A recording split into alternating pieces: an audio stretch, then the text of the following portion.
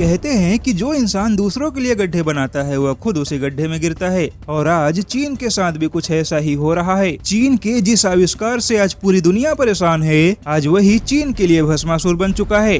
दरअसल Xi Jinping अपने देश के उन नेताओं में शामिल हो चुके हैं जिन्होंने अपने शासनकाल में सबसे ज्यादा कर्ज बांटे। शी जिनपिंग के राष्ट्रपति बनते ही चीन की तरफ से दुनिया भर में कर्ज बांटने की रफ्तार दोगुनी हो गई, और कुछ दिन पहले ही एक रिपोर्ट आई थी जिसमें दावा किया गया था कि चीन ने 150 से ज्यादा देशों को 1.5 ट्रिलियन डॉलर यानी कि 1500 अरब डॉलर से भी ज्यादा का लोन दिया है, जबकि इतना कर्ज तो विश्व बैंक और IMF ने भी नहीं दिया। दुनिया भर में विश्व बैंक और IMF की तरफ से दिया गया कर्ज चीन के 1500 अरब डॉलर के मुकाबले केवल 200 अरब डॉलर ही है। लेकिन अब चीन के लिए समस्या यह हो गई है कि चीन ने भारत और अमेरिका को घेरने के लिए और अपना प्रभाव बढ़ाने के लिए दुनिया भर में जो कर्ज बांटे हैं, अब वही कर्ज चीन के लिए मुसीबत बन गया है। दरअसल चीन के ही आविष्कार किए गए कोरोना वायरस की वजह से चीन का सारा कर्ज डूबता हुआ दिखाई दे रहा है। चीन के जिस कोरोना वायरस ने दुनिया की अर्थव्यवस्था को बर्बाद कर दिया है, अब वही कोरोना वायरस चीन के कर्ज को भी ले डूबेगा। शी जिनपिंग का सपना कहे जाने वाले BRI परियोजना को लेकर अफ्रीका और लैटिन अमेरिका में विरोध शुरू हो गया है।